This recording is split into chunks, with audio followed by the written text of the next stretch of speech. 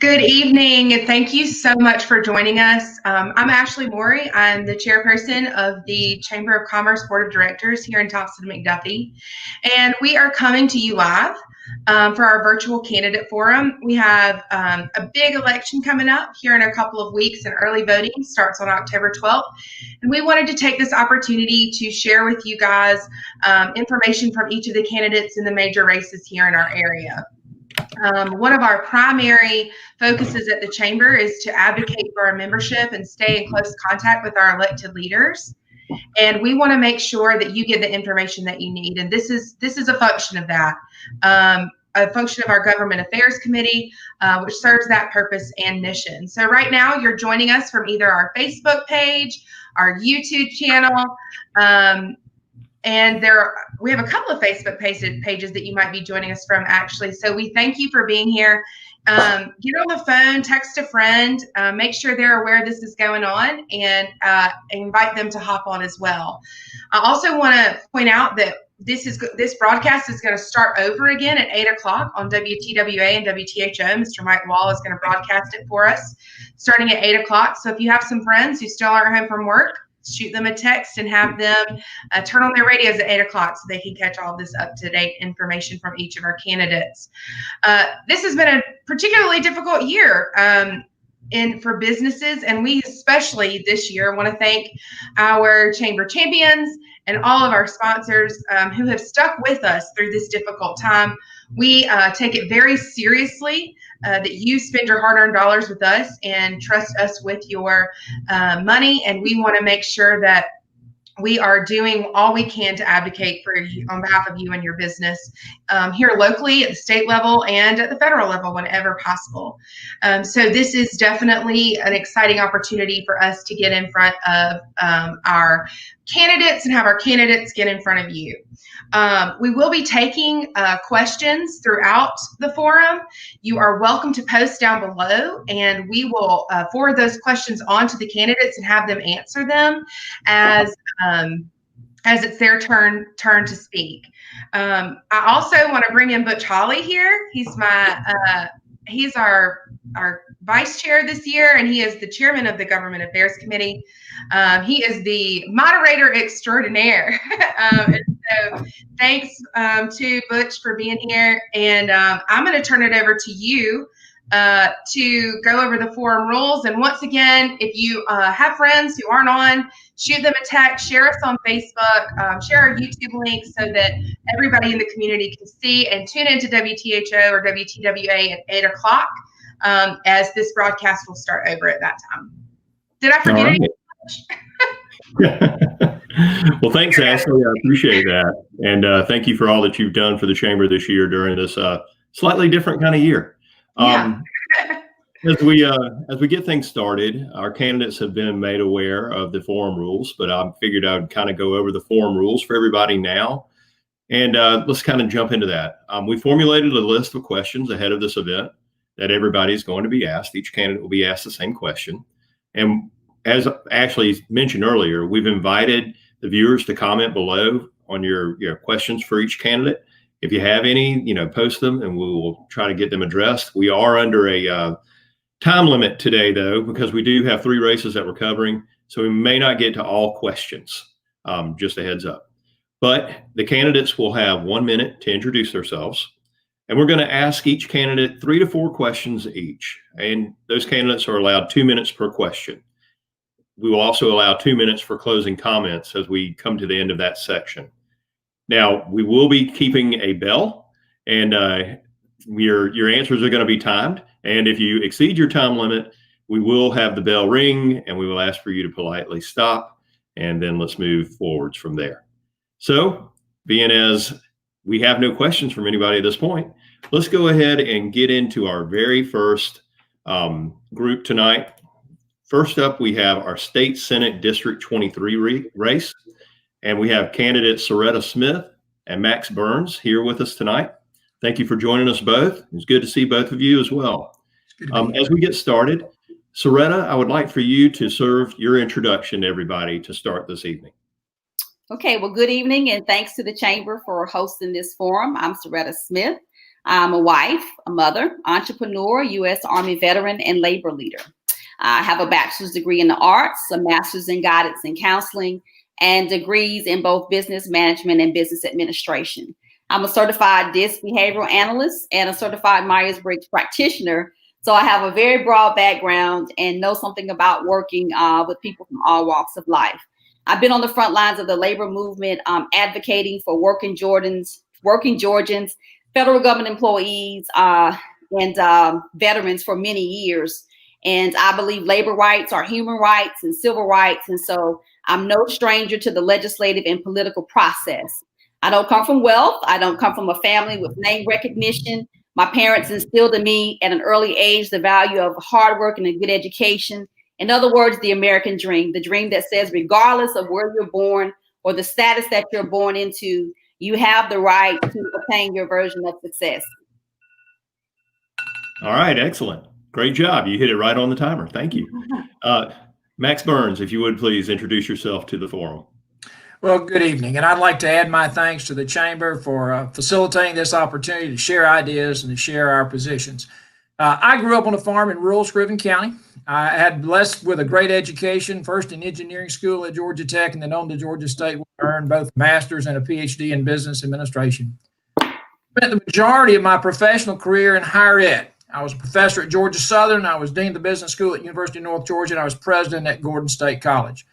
But in addition to education, I had the opportunity to live on my farm and grow crops and work with agriculture. I had an opportunity to work in business, in large businesses and small business. I've had my own business. I understand what it means to make a payroll and to fight for every opportunity. The challenges that we face are broad, but the reality is I have the qualifications and the experience to meet those challenges. I serve most of you in the United States Congress, and I look forward to serving you in the state Senate. Thank you for the opportunity. Excellent. You both are great at hitting the numbers right on time. All right.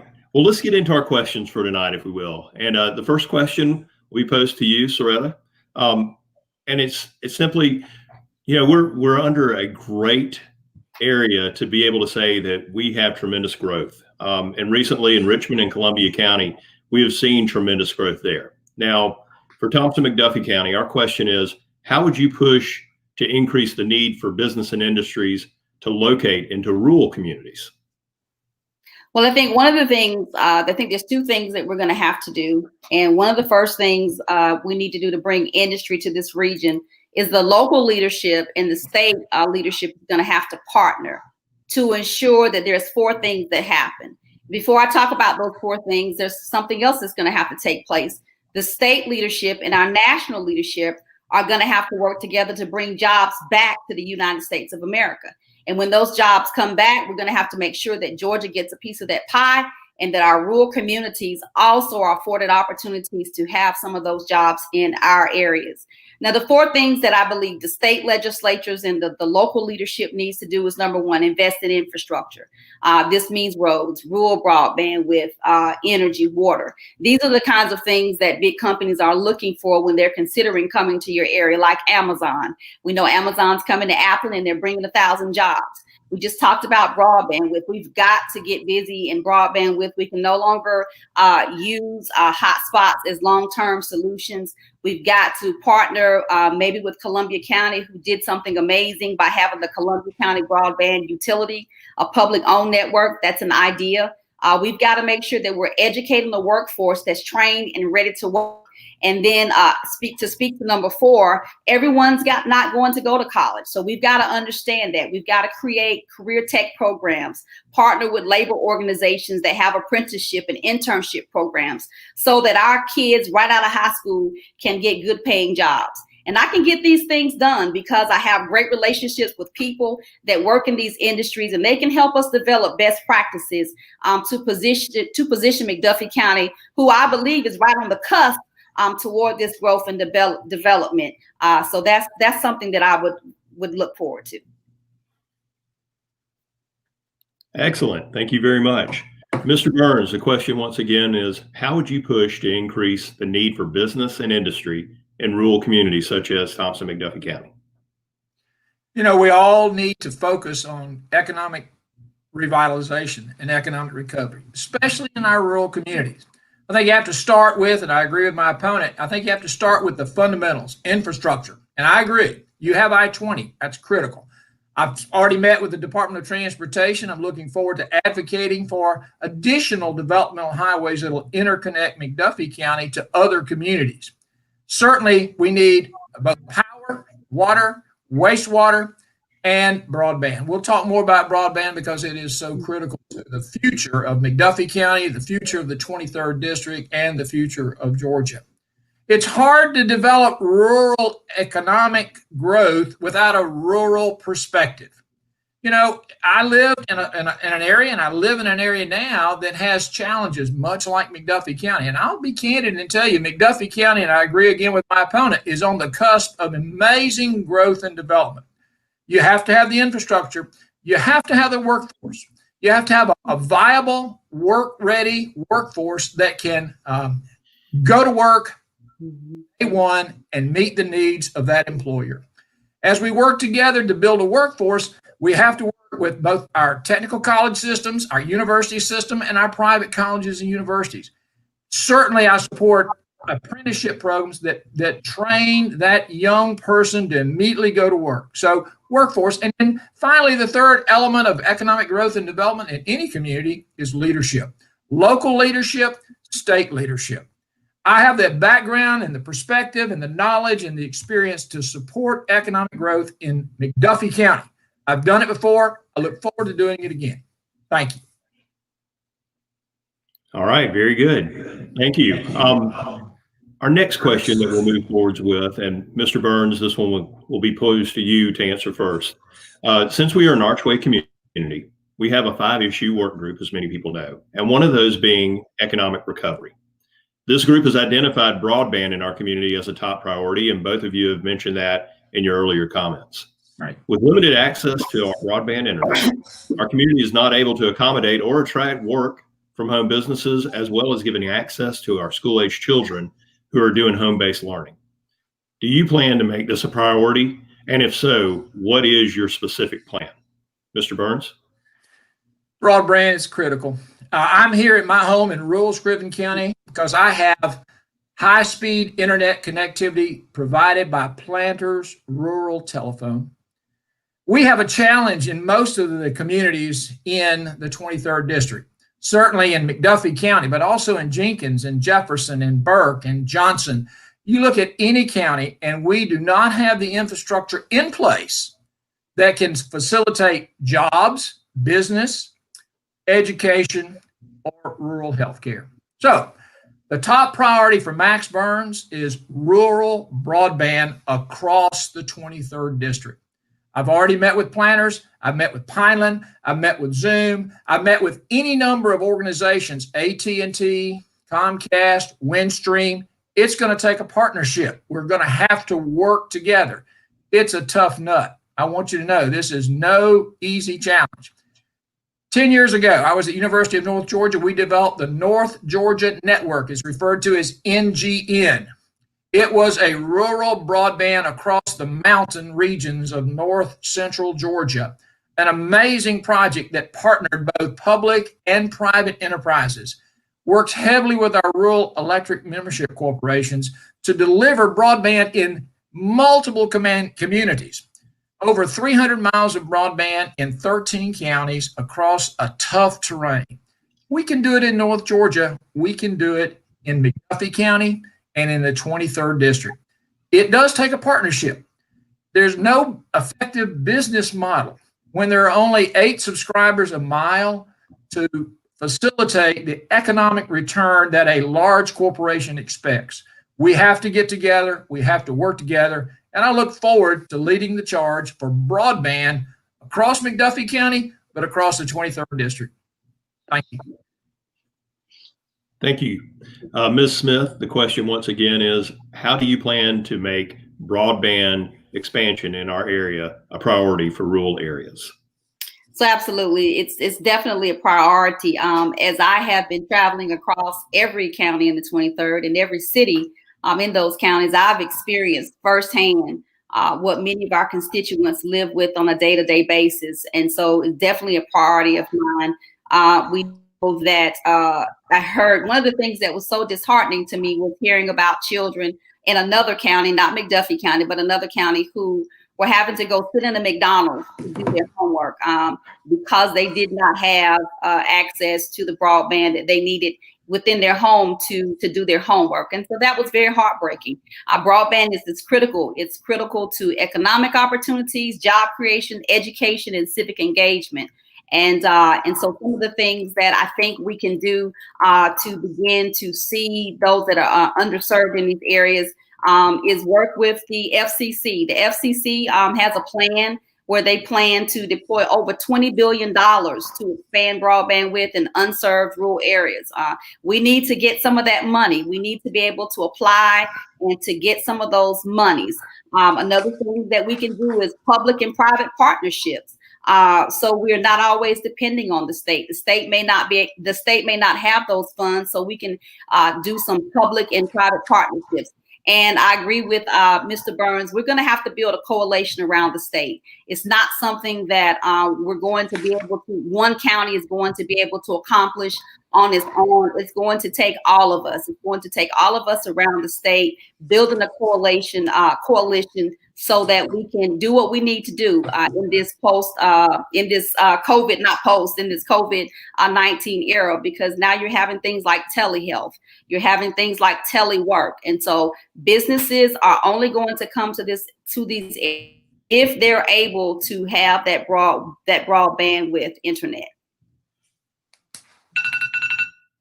Very good. We're going to move on to our final question for tonight. And that question is based on public safety. Ms. Smith, you'll have first honors at this question. As we all know, public safety is a growing concern in the country. What are your plans to help reduce crime and ensure the safety and well-being in our area? Well, first of all, I want to say that I have family members that are in law enforcement. I have union brothers and sisters that work for BOP, ICE, Customs, and other federal law enforcement agencies. And I believe in law and order. I believe that we need law enforcement. They're very important. Without them, I can imagine we would be in a very chaotic society. So I fully support law enforcement and what they do and believe that we need law and order. One of the first things I would do is get with the sheriff, talk to the sheriff and the police chief, and find out what is it that they need. Make sure that they have the resources that they need to hire enough officers to patrol and to keep the area secure and safe. And so just making sure that they have the resources and the funding that they need to hire the staff. Another thing that I would do is make sure that they have funding to get the training and the education that they need. We're changing, we're growing. It's such a technologically advanced nation, even when it comes to law enforcement and the way that we police. And so we need to make sure that our officers are up to speed on the latest technology and the latest training. So making sure that they're funded, that they have the resources that they need, and that they have the funding and the resources that they need to get the training and the education that they need to ensure that they keep the citizens safe. Thank you. Mr. Burns, once again, your plans to help reduce crime and ensure the safety and well-being in our area. You know, a critical issue for us this cycle, and I would not have anticipated this being a challenge for us to come together and say law enforcement is critical to the security and safety of our communities. I'm encouraged to hear my opponent's position. I'll be candid. Many of her colleagues in her party are in the forefront of defunding our police and defunding law enforcement. That's wrong, and we can no longer allow that to even be a consideration. I've always supported law enforcement. I've always supported adequate and complete funding for their efforts. I want you to know it's really about three things in law enforcement. It's about leadership, the leadership of our sheriff, the leadership of our police chief. And then it's about standards. What are the standards of conduct, and that how do we effectively train our officers to adhere to those standards? I do not want to live in an America where I see chaos in the streets. I don't want to be in a place where I fear for my life or my property because I don't have support from law enforcement, because they have not been supported. I want to ask everyone in McDuffie County and Thomson, Georgia, to join me in supporting your police and your sheriff's department, those men and women who serve us every day and protect our lives and protect our property. I will be the strongest advocate for law enforcement of anyone in the state of Georgia, and I look forward to that privilege in the state Senate. Thank you. Thank you. Okay, we're going to go ahead and move towards our closing statements. And Mr. Burns, if you would please, go right ahead. Thank you. It's been a pleasure tonight to have a chance to visit and to discuss issues that are important to McDuffie County and to Thomson. This race is about knowledge and experience and the ability to represent your community and mine. Solid conservative values that I grew up with, that you grew up with.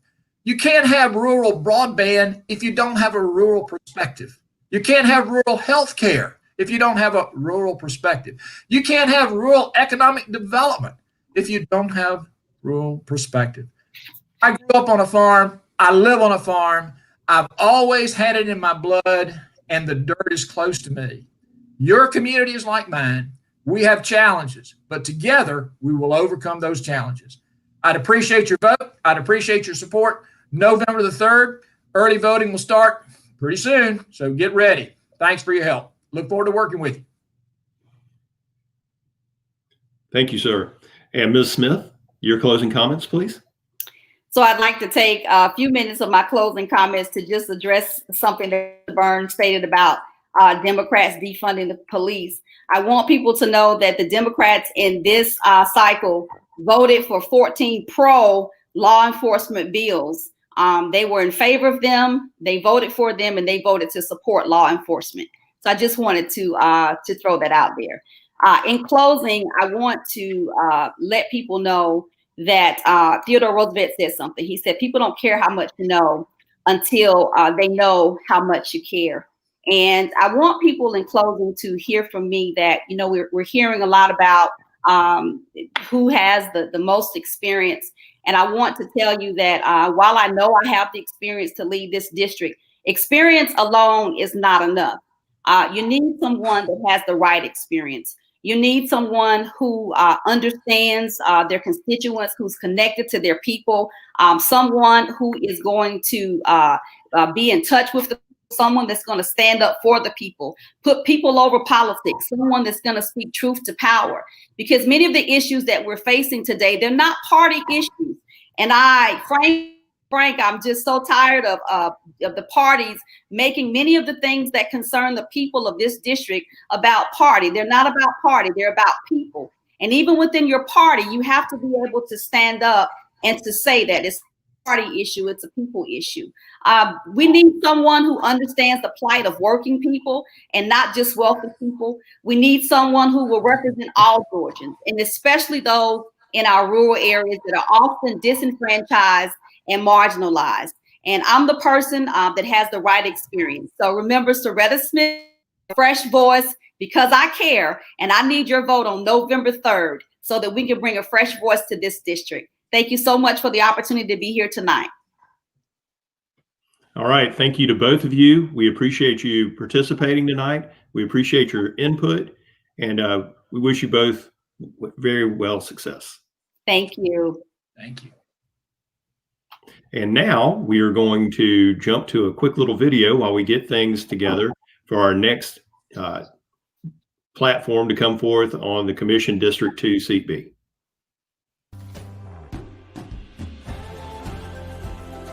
Here at the Chamber of Commerce, we want to help you succeed.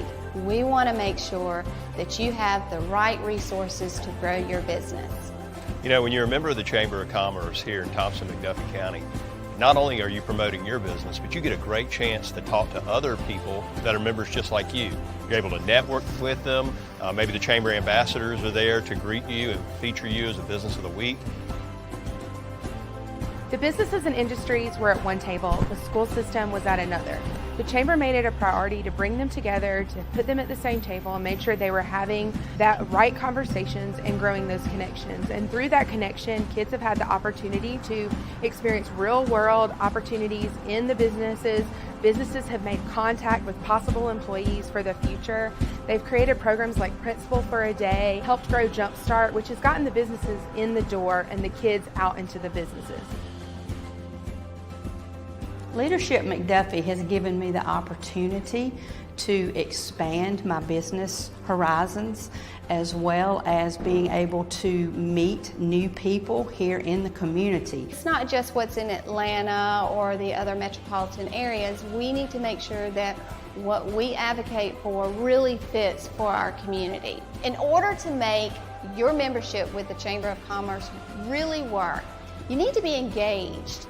There's so many things that can really help propel your business to that next level. I mean, times have changed and we realized that we had to change. And so we're really excited to give these opportunities to our members. This is what we're about here at the Chamber. We're here to advocate for our members, grow our next generation of workers, and develop strong leaders in our community.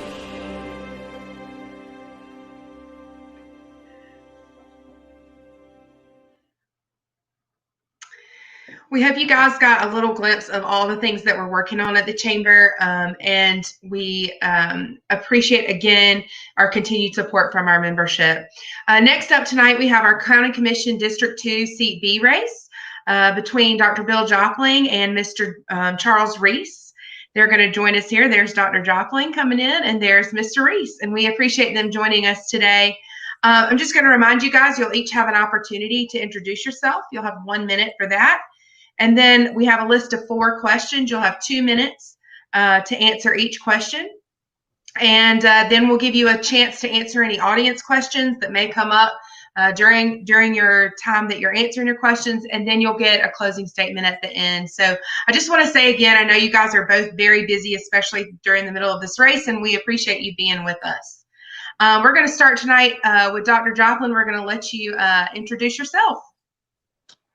Thank you, Ashley. I'm Bill Joplin. I'm a local dentist, and I've been the commissioner for about 12 years. Under my time, we've done a lot, and I have learned to work with the people of the county and the city to make things better. And I would like to continue to do that for another 4 years. Thank you. All right. Thank you, Mr. Reese. If you'll give us a minute, you got a minute to introduce yourself. All right. Thank you, Miss Ashley. I appreciate this opportunity to speak to the voters and the people of the community tonight. And I'd just like to say I've lived in McDuffie County all my life. I'm proud of McDuffie County. I raised my family here in McDuffie County. I worked 31 years for the W.S. Babcock Corporation. And then after that, I worked 3 years for a kind, loving, caring family here in town, the Dozier family. And then after I left from that, I chose to retire. And then when I retired, now I'm going to be able to spend time working for the public if I get so elected. And I'll do the best that I can if y'all choose to give me the opportunity. And I'm also now able to spend time working with my local church. I'm a pastor of a local church, Second Chance Independent Church. And I'm looking forward to being able to help the people and support our community and do what I can for our community if I'm given the opportunity. And I appreciate it. Thank you. Thank you, Mr. Reese. We'll jump right into our questions. Our first question, and we're going to start with you, Dr. Joplin, and then we'll go to you, Mr. Reese. The first question is, why do you feel you're qualified to be a county commissioner? I again feel like I've worked here for 12 years, and we went through some tough times with the recession. We had to approve and build the city county building, and we did that under budget. We made it through some tough times. We had to tighten our belts, and we worked through all of that. Recently, we've had the ability and brought the city and the county together to consolidate the fire departments of the city and the county. And I feel like that's has been quite an achievement. I think we've got a little, there's another question regarding that, so I won't develop on that anymore. I've been a strong advocate of the Archway Partnership, which again is, we're trying to bring the community in to develop a better cooperation between the Board of Education, the county, the city of Deering, and we're working very, very hard to move forward for the citizens of the community. Have a lot of great opportunity in the future. We were able to actually lower taxes for the city and the county, and the city significantly because of we levelized the taxes for the entire community. So I think I've gone to done all the commission, it's continuing education things. I'm an advanced county commissioner certificate. So I feel like that I can add a lot to the community. Thank you, Dr. Joplin. We appreciate your answer. And Mr. Reese, I'll pose the same question to you. Why do you feel you're qualified to be a county commissioner? Well, number one, I met the qualifications that the state says that you have to run for commission. But in my heart, I'm running because I have a vision. I have a vision for McDuffie County. I'd like to see our community get back prideful again. I'd like to see our community have a voice. You know, I feel like sometimes that the common working poor man in our community, his voice doesn't seem to count. It seems like it's not being listened to. And I want to be a spokesman for the poor common working man. I want everybody to have a fair chance at their word being heard. I want to work with our community to see that we get some of the fair growth that's coming from the growth that's going to be coming from the Fort Gordon area. There's going to be a lot of Fort Gordon growth down there, and I feel like it's an opportunity for us to get some changes and some growth and some revenue and some income if we'll work towards it. I want to work in our community. I want to get our community to where we can be able to have some businesses in here to where we won't have to shop out of town. We'll be able to buy what we want here in town and get where we'll be able to have some restaurants where we can sit down with our family and eat a good meal on a Friday or Saturday night and fellowship with our family here at home in McDuffie instead of having to go to Augusta. There's just so many opportunities that we can work on and we can get that we're not working on. And again, I just feel like sometimes the voice is not heard of the common man. And I want to be that voice for that common man. And if I'm given the opportunity, I will listen to you. I will set up community meetings every once in a while, like in a quarter manner, to where I can hear what you have to say and work on getting done what you want done. I want our citizens to know that their voice will be heard if I get the opportunity to support them. And I appreciate the opportunity if you so see fit to give it to me. Thank you. Thank you, Mr. Reese. We're actually going to go right back to you with the next question. Question 2 is some departments have been consolidated between the city and the county. How do you see the two governments working together for the betterment of our community? Well, they could work together. They could work together for the betterment of our community, you know. But I feel like that the general public should have had some say-so and opportunity on that. The public wasn't asked what they thought about it. It was just kind of crammed down our throat. And according to our local county manager, when asked about that, he said that's an intergovernmental decision and that the general public didn't have no voice and no say-so in it. I don't understand why, because we work and we pay taxes. So we should have had some opportunity to at least voice our opinion on that. And I feel like the only thing that's going to accomplish out of this intergovernmental combining together is that the county is going to pick up some bills and some problems that the city couldn't afford to take care of. And I think it would work better from here forth if the general public was given an opportunity to at least voice their opinion on what they think it should be done. And again, if I get the opportunity, I will work towards seeing that the people have a voice and things like that. Thank you. Thank you, Mr. Reese. Dr. Joplin, I'll pose the same question to you. Some departments have been consolidated between the city and county. How do you see the two governments working together for the betterment of our community? Well, I think there's a lot of opportunity for that. We have already have made some significant cost savings. Well, actually not cost savings, but we're not having to spend as much money. I think the utilization of services could be better managed and distributed through consolidation. I think management is a key. I think that the people of the county have had some input, and they have the opportunity every Tuesday night for input to be provided to us. My input from citizens has been there positive on that because of the cost savings. There are some ripe opportunities, and we're already consolidated in the recreation, the airport, water, sewer, the fire now, and I think there's just some other opportunities for that. I think roads would probably be a good opportunity. I think there's some duplication of services with the road departments. We actually found some areas in the SPLOST to share machinery and equipment, and that's a major expense. So I think really we're looking at taxes and what the citizens have to pay. I'm a citizen and I really don't like to pay taxes. So, you know, I'm trying to do everything I can to minimize the burden on the citizens. Thank you. All right, we'll go to our third question now, and we'll start back with you, Dr. Joplin. With the special local option sales tax, SPLOST, funding up for renewal, what projects do you feel are most important for utilizing these funds? Well, we've got a plethora of projects that we've submitted. We have a good opportunity because the city-county building will be paid for this spring. So this SPLOST actually will be a full SPLOST finally that we can work with. And gosh, there's so many areas that need it.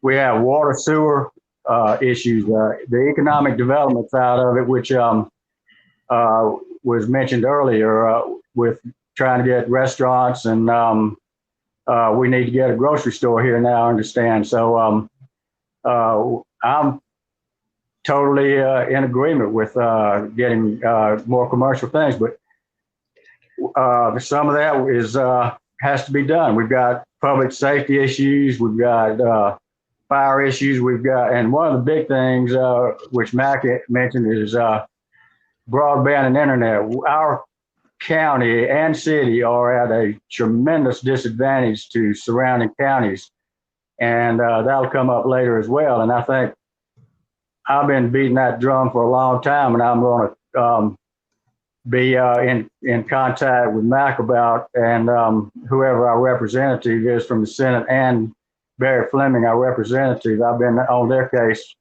every time I see them. They know when I'm coming, I'm going to ask that question. So now that everything's gotten virtual like this, we really need that ability to be able to do that, and to attract industry, and to attract citizens, because nowadays so much is done online and you have to do it online. You don't really have a choice anymore. So anyway, we've got just public works, recreation, and Thank other you, things. Thank you, Dr. Joplin. Mr. Reese, I'm going to pose that same final question to you. With the special local option sales tax SPLOST funding up for renewal, what projects do you feel are most important for utilizing these funds? That SPLOST funding is a wonderful thing when it's used correctly, but I think we need to take a look at some of the upcoming things that they want to spend that money on if it's passed. And it would take more than 2 minutes to really dig into the meat of it, but I'd like to just throw out a couple quick examples of how they want to spend your money if that's passed. They want to take on the I-20 landscaping. They want to spend $125,000 on landscaping the interstate. My question is that we could use that for something better. Flowers and landscaping on the interstate is not going to bring industry. It's not going to bring jobs. Another example, they want to spend $1,250,000 on buying some future land for future development. I'm all for more industry and more parks for the industry. But the question is, why would we want to go ahead and spend another $1,250,000 on some more land when we don't already have the land field that we done bought? Maybe it's an opportunity for somebody to grease their pocket to get some more land that's not being used. I think we could use that money in a better way. And the third example I just want to throw in right quick, they want to spend $1,250,000 of our taxpaying money to redevelop the old Thompson Company building. Well, are we going to get that kind of money back out of it when they do? There's plenty more questions that could be asked about how they plan on spending the money in the next SPLOST if it's elected. But I feel like there's some better ways to spend the money than what they were doing. One of those better ways to spend that money, instead of spending $2 million and something there for those projects, why not take that $2 million and something and put it in areas for water and sewage treatment in areas of our community that need better service? I just feel like there's a whole lot better way our SPLOST money could be spent. Thank you. Thank you guys so much for answering our questions tonight. We don't have any current audience questions, so you must have answered all the ones anyone had. So I'm going to give you each 1 minute to close your statement tonight. Dr. Joplin, we'll start with you. Well, I appreciate the opportunity that y'all invited me on this, and I finally got this working. But I feel like we've got a really good 4 years upcoming. I think that with the SPLOST, the RSVP, which is downtown redevelopment, T-SPLOST, which has taken a lot of pressure off of SPLOST, which thankfully the voters approved. Our voters have been really good about that. And when in reference to both SPLOST, probably in the neighborhood of 30 to 40 to 50% of the money comes from out of town. So we're getting subsidized by out of town people. But anyway, I appreciate the opportunity. I'd appreciate your vote on November the 3rd. And thank you for the invitation. Mr. Reese? Yes, ma'am. I'd like to just say, if I'm given the opportunity to serve the people, I will do the best I can to be a spokesman for you. I want to help you and not hurt you. I want your voice to be heard on what you want and what you don't want. And I'd like to have that opportunity, if given the chance, to work hard for you, to be honest, to be fair, and see our community grow. McDuffie County is a wonderful county, and it can be a whole lot better. And we have some fine, outstanding citizens. And I just thank you for this opportunity. Thank you. Thank you both again for being with us tonight. We appreciate your commitment to our community and your interest in what's going on around here. And again, I know your time is valuable, and we appreciate you using it to spend some time with us tonight. Thank you, Ashley. Next, we want to share with you guys a little bit about what our Government Affairs Committee works on. We meet every third Tuesday at 2 o'clock at the Chamber office. And we want you to join us. We want to hear your input. We want, especially local issues that are important to you, we want to be able to make sure that we are addressing those appropriately. So take a quick look at what we have going on with our Government Affairs Committee.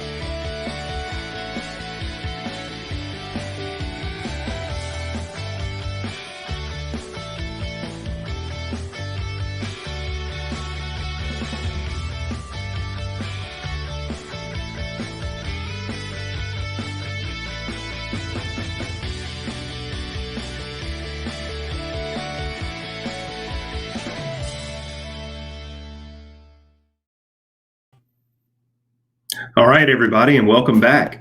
We're getting ready now to move into our final candidate forum tonight, and this is going to be over our county chairman race. Tonight, we have both Paul McCorkle and Charlie Newton joining us. Good to see you, gentlemen. Thanks for joining us tonight. We really appreciate it. And as we mentioned earlier, we're going to start off everything with you guys having your introduction time, which will be 1 minute, and then 2 minutes per question. And we're going to start out tonight with an intro from Mr. McCorkle. Thank you, Butch. Really appreciate the Chamber giving the citizens the opportunity to hear from the candidates in this race. First of all, I'd like to introduce myself. I'm Paul McCorkle. I was born here in McDuffie County. I attended public schools and graduated from Thompson High School. I served in the U.S. Navy. I attended Abraham Baldwin College in Tifton, transferred to Georgia, and graduated with a degree in economics, which includes many finance courses. I married Bonnie Gilmore, and we had 2 wonderful sons, John and Jason McCorkle, who also attended public schools here in Thompson.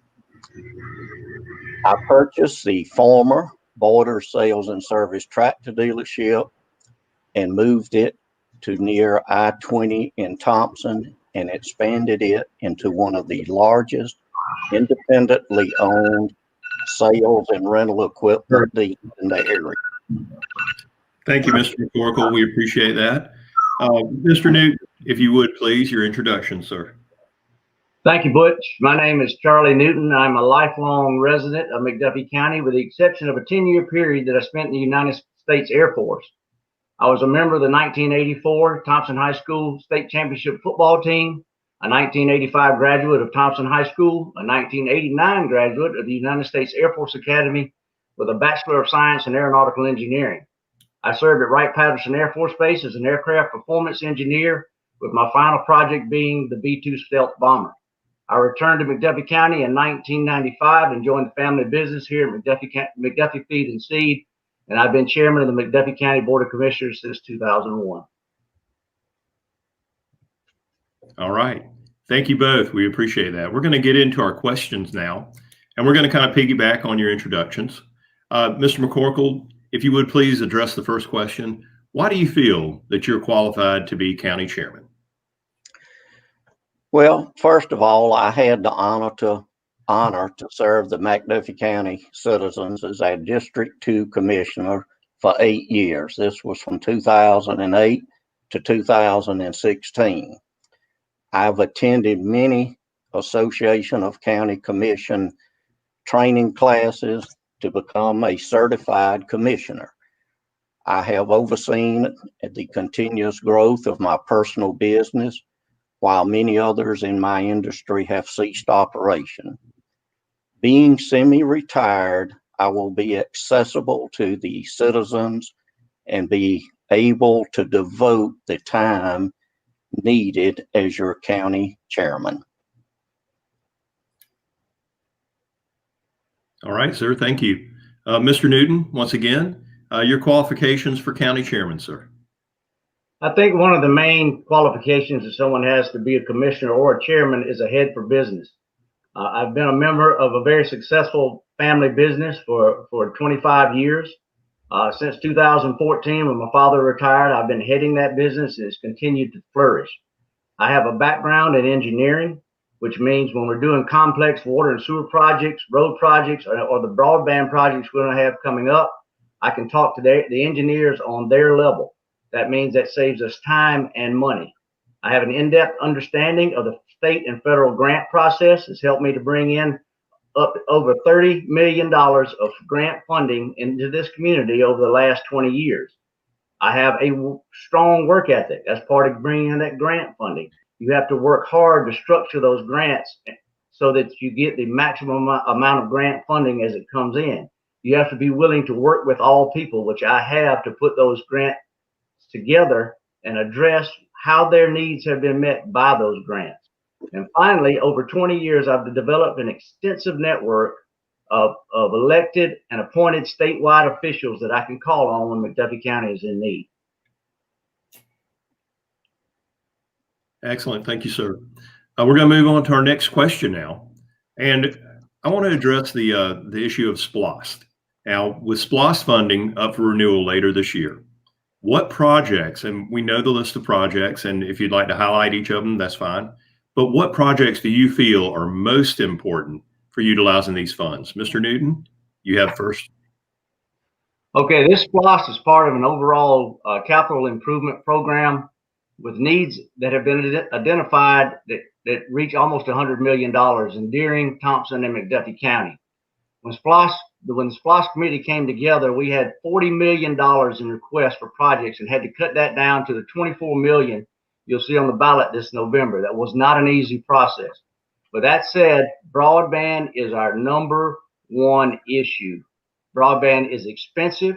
We've tried to go after federal grant money through the USDA Reconnect program. Each time we go, we hit a brick wall. We figured out that we're going to have to make broadband work in this community for now on our own. SPLOST is a huge part of that. Borrowing will be a part of that. But SPLOST is critical for business and industry. We have a local industry that is spending $30,000 over 5 years so that they can have broadband access. They're doing that because they're already here. If they had not already been here, they wouldn't have relocated here because of our lack of broadband. We need that for gaining new residents, and we have to have broadband so our students can do homework at home, not at the government center or a fast food restaurant. As for the remainder of the projects, the order is driven by need. The most needed project is funded first when funds are available. Second most needed second, and so forth. This process is only possible because of the level of cooperation between all three governments. The current leaders in Deering, Thomson, and McDuffie County consider what's best for all the people, not just their people. All right. Mr. McCorkle, once again, we're talking about the SPLOST funding that's up for renewal later this year. If you would please, what projects do you feel are most important for utilizing these funds? Well, first, let me say that I agree SPLOST is an excellent source of funding for all local projects. I realize that a lot of people from out of the county contribute this money, and as it was previously said, some 40% of it comes from out of the county. I am sure that all the projects that were put on the list are important to the departments that requested these funds, but to me, the most important ones are the ones that improve the quality of life for our citizens. That would be public safety, clean water and sewage disposal, and also improve the safety of our roads, which would mean paving some dirt roads and making it where school buses do not have a problem going up and down these roads. And then, of course, always is the creation of good jobs. After looking over Splash 7 list, I am disappointed that there's not enough money to address some of these issues. The list I reviewed has zero funds for roads and street improvements or for law enforcement enhancements. I feel very strongly that we have to have a good road and street department, and these roads must be kept in top-notch shape, and that our community must support our law enforcement 100%. Thank you, gentlemen. We appreciate that. We're going to move forwards now with our last question, and then we'll get to audience questions, which we do have a few. Our last question for tonight, Mr. McCorkle, you'll have the first shot at it. What are your thoughts regarding the 2021 to 2025 McDuffie County Joint Comprehensive Plan? Well, I've studied the 2009 through 2029 plan that come out several years ago. This was a 200-page book that was provided to me when I was on the commission the first time. Overall, I agree that the plan is needed and that we can use it as a guideline to move McDuffie County forward. I have looked at the 21 to 25 information that's on the website of the counties, but I do not have access to a full hard copy. I noticed that the website pointed out that McDuffie County needs water, sewer, and stormwater improvements. It also addressed that we need better roads and bridges. And also it brought out local leadership needs to be expanded and diversified. These are some issues that I have spoken on with people, and I feel like a change in our chairmanship could help make a positive change for McDuffie County. Thank you. Mr. Newton, your thoughts regarding the 2021 to 25 McDuffie County Joint Comprehensive Plan? The main thing with the comprehensive plan is we need your input. The comprehensive plan is only as good as the ideas that go into it. We are reaching out to our local citizens. I've heard several times this evening that people don't have enough input. Bill mentioned that there's opportunity at every third Tuesday meeting for public input. That's there, but certainly here, we've asked people to come tell us at these comprehensive plan meetings the direction they want to see our community go. Broadband's never been in that comp plan before. We need to make sure it's included. We had to go back this past time, which a good thing is a comprehensive plan is amendable and add housing, because we have done a tremendous amount of local housing rehabilitation here in the last 5 or 6 years. We need to make sure that all services that our citizens want are in that document, and the citizens need to let us know if they aren't there, because state agencies are tying their funding to services that are in your comprehensive plan. So if you try to go provide a service as a community that's not in that comprehensive plan, then they may very well turn you down for funding for that service if it's not there. So the biggest thing we need is community input. That's a difficult thing to get sometimes here. And local leadership diversification is something that was mentioned in the last comp plan, which is why we have a high potential leaders course that's coming in as part of the Archway program. And that class is a very diverse class. Thank you. So looking over the audience questions, we've had it asked of us to ask you the same question that we asked the county commission race earlier. And that is, some departments have been consolidated between the city and the county. How do you see the two governments working together for the betterment of the community? And Mr. Newton, we'll let you have first shot at that question. Well, the question said that some departments have been consolidated, but actually very many departments have been consolidated. Water and sewer system is jointly owned. Recreation is jointly owned. Planning and zoning we do together. Information technology, we have one department for both governments. We jointly operate the airport. We jointly operate the animal shelter. The fire service has recently, between McDuffie County and the city of Thomson, been consolidated, and it has been a huge success since we've done it. And so we need to continue to consolidate departments. The maintenance department is the next one we got our eyes on. Vehicles and equipment are very complex these days. It takes complex and expensive pieces of machinery to work on them. We don't need to buy one for the city and one for the county. We need to buy one machine and cooperate and work together. Same goes for equipment. Dump trucks, backhoes, heavy equipment are all expensive. We should buy those, and that is our plan in this philosophy if it's approved. We should buy them and share them. It makes sense to save money for our citizens. In the long run, we should have a full consolidation of city and county government. I don't know if the folks that live in the city limits understand this, but if we're able to consolidate, it will cut your city taxes at 6.89 mills of tax that you won't have to pay anymore. That's $275 on a $100,000 home. We'll make up for that revenue loss through franchise fees that the county will be able to collect that we cannot collect now on power and telecommunications. Thank you. Mr. McCorkle, your response as well. How do you see the two governments working together for the betterment of the community? Well, first of all, when you say county and city, I hope you're referring to both Thomson and Daring on the city side.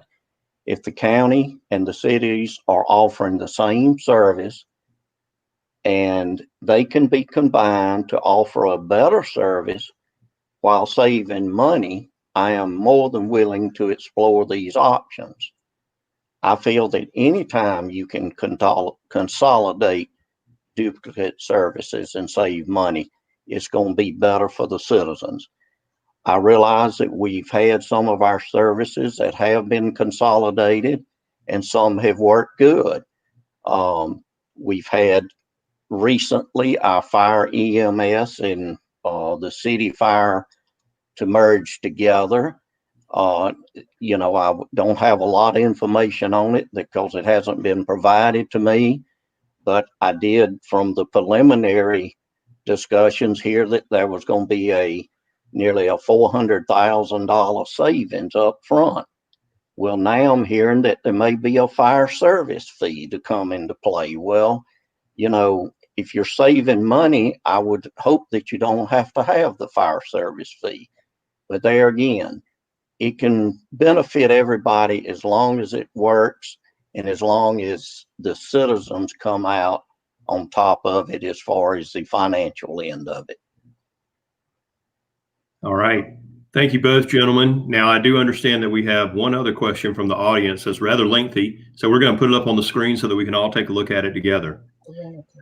And that question is, I'll read it out. For County Commission Chairman candidates, we recently found out that Serenity Behavioral Health is closing their Thomson office. We know mental health increases calls for service for law enforcement and fire and EMS. What do you plan to do to address this loss of critical social services in McDuffie County? Mr. McCorkle, since you were last just a second ago, I'll let you have first crack at that one.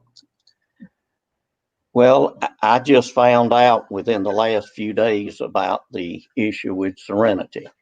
That's going to take some work, hopefully through our state representatives, senators, that we will be able to get a solution and maybe find some funding, because this will be detrimental if we lose that service out of our county. They have provided a very important service. The state does not offer the mental health that they used to years ago. So a lot of it has fallen back on the local level. So we're going to have to hope that we can get our state people involved and get this restarted again, or try to save it from losing it. Thank you. Mr. Newton, your response to the question as well? Well, Serenity leaving McDuffie, even if on a limited basis, is a blow. Mental health has always been a state-provided service. Serenity is actually funded by state dollars. We do have a significant mental health problem in McDuffie County, which I think some of it comes down to substance abuse and mental health kind of go hand in hand anymore. We do need to work with our state elected representation to see if we can get more federal funding put back into mental health. Now, I certainly don't want this to fall back on McDuffie County to provide mental health services, but it's one of those things we probably need to think about as part of the comprehensive plan that may need to be put in that document if we get pushed so far back that the only way that service can be provided is if we provide it. We can't go without it. We'll end up with a tremendous problem in our community. It's already bad enough. The preferred way for it to change is more state funding go towards mental health, so we can bring those satellite centers like the ones here in McDuffie back to McDuffie, so that our citizens don't have to travel to Augusta or Columbia County for service. Both of you, thank you very much. We're going to move now into our closing comments section. And you both have 2 minutes to make your closing statements. And Mr. Newton, we'll start with you, sir. In closing, I'm asking for your support and your vote in my race for County Commission Chairman. It is critical that we continue down the path of cooperation and consolidation for the good of all of our citizens. That is my intent. In the 8 years my opponent spent on the County Commission, he proved that he does not feel the same way. As critical as the chairman's race is, I want to use the rest of my time to ask you to support the SPLOST. It is the lifeblood for moving this community forward. Commissioner Favors has come out publicly against the SPLOST because his personal project did not get specifically included, even though the county has committed to find ways to accomplish the project with grant funds as we have done in the past. The SPLOST committee, myself, Mayor Kelly, Mayor Urshrey, Councilman Smalley, Commissioner Wilson, who is a deacon at Commissioner Favors Church, Don Powers, and David Crawley, painstakingly created a list that provides improvements for the entire community. Commissioner Favors is trying to take these improvements away because his specific demand wasn't met.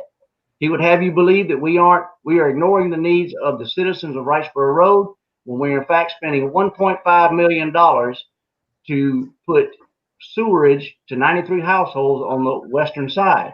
Now, the difference is $750,000 of that 1.5 is grant funding. We will go forward in the future and try to help the people on the eastern side of Wrightsboro Road when we can do so with grant funding, not targeted SPLOST dollars. Thank you. Mr. McCorkle, your closing statements, please, sir. Butch, I want to thank the Chamber again for giving us this opportunity. And I want to ask the citizens of McDuffie County for their vote. It was an honor to serve as your commissioner for District 2 on this commission. And yes, I do have questions when I see things being consolidated, and I feel like that it's not done fairly or equitable. I do look at the numbers. I want to see that each pays their fair share when consolidation takes place. And therefore, not only save money for city citizens, but I want to save money for the county citizens. I feel like that the broadband is very important. We have got to move forward with that. There's no question about it. But there again, there are some life and safety issues that need to be addressed. We're spending $15 million right now, or fixing to, on a road to go from Milligan over to 3 Points Road. Look how many county roads could have been paved with this $15 million. We've, as I previously said, we've got school buses that have run in ditches. We've had accidents. When it rains, sometimes we have to go pull them out. This is totally unnecessary. This money that is being spent on this particular bypass road that they call it could have gone to some of these county roads. And in my opinion, we already have a good road, Washington Road, intersecting with the interstate. I don't know why we would need a road to go from Milliken over to 3 Points Road. Thank you again, and I ask the citizens for your vote. Gentlemen, thank you to both of you for your time tonight. We appreciate your input, and we appreciate your support of the Chamber of Commerce. Thank you. All right. Well, I am going to greet my buddy back into the room, Ashley Morey, with a few closing comments for us. Thank you, Ashley. Yeah. Thanks, Butch, so much. Butch is the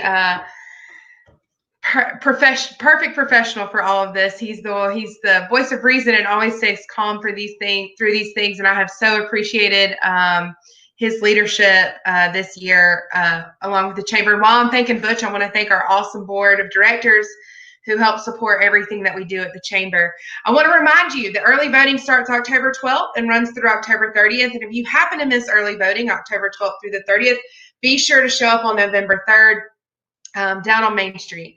I thank you so much for joining us tonight. We again want to thank our sponsors who continue to support the Chamber and the work that we feel is vital to the quality of life here in McDuffie County. I have to thank all of our participants tonight.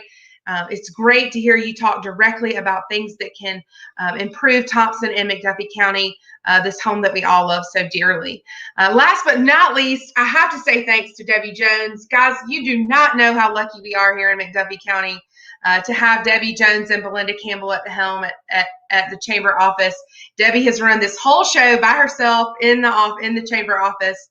And we just are so lucky to have them here and appreciate all they do for this community and for our Chamber specifically. If you need anything from any of us, please don't hesitate to call, shoot us an email. All of our contact information is on our website.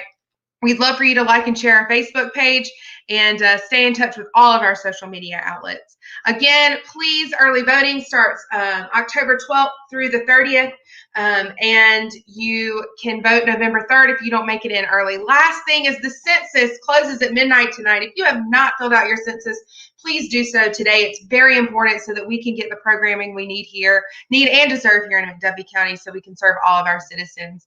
Thank you again for using your time to care about what's happening here in our hometown tonight and listening to these candidates. And again, thank you to our candidates for joining us. Hope everybody has a wonderful Monday evening and a quick, fast week. Thank you.